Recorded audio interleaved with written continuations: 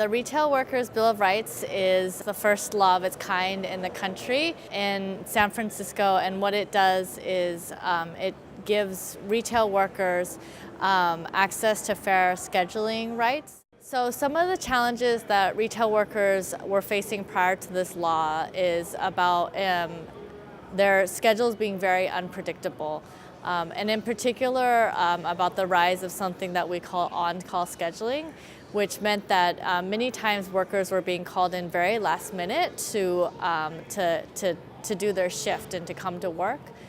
The impact that this had on workers and their families is that it meant that they couldn't schedule childcare or school, right? If you don't know when you're going to work your shift. It was hard to keep a second job. Often workers are working part-time in this industry, and so they need to be able to also be able to work in other places. But if you don't know when you're going to come in, right, you can't do that.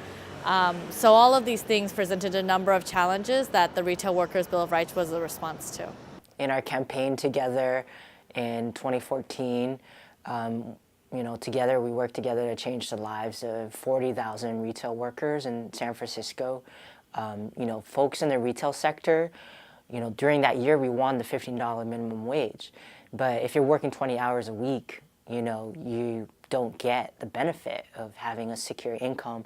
If your schedule is changing from week to week and you never know what it's going to be, we needed each other in that fight, right? We needed a strong sponsor who's going to not compromise, on things that were that important. And so we were able to pass it in a very strong form, right? And that helps nationally too, because we can pass model legislation that sets the standard here in San Francisco, and it helped pave the way for people to win that in Seattle. People are trying that in Minneapolis, in DC. So I think Eric really cares about people in a deep way. And for us, we wanted to change people's life situation, not just how much they made, but the quality of their life.